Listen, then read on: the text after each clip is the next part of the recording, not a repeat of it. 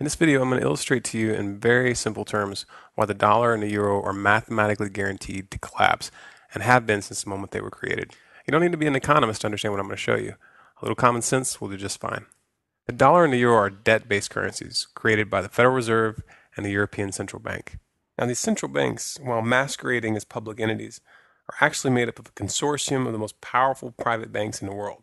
When I say that the dollar and the euro are debt-based currencies, what this means is that dollars and euros are loaned into existence. Central banks create money out of thin air by loaning money that does not yet exist to their respective governments. Since the vast majority of money in circulation is now digital, such an operation doesn't even require the printing of physical paper.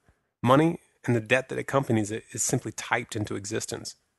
Now, these privately owned central banks don't just loan out their imaginary money for free. They charge interest.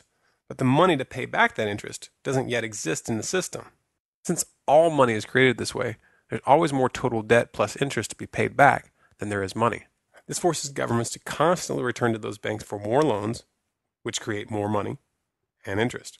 This is obviously a Ponzi scheme, and like all Ponzi schemes, it can only work for so long. The inevitable result when there's more total debt to be paid due to interest than money in existence is that eventually the debt will reach such astronomical proportions that it will become impossible to service that debt.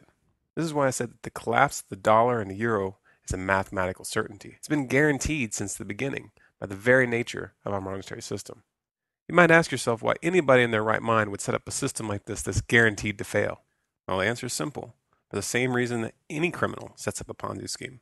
There's a small group of bankers who get very, very rich at the expense of the public before the system begins to falter. And they use that money to buy up real assets that maintain their value after the currency falls. Sound criminal to you? Well, that's because it is. But you know what?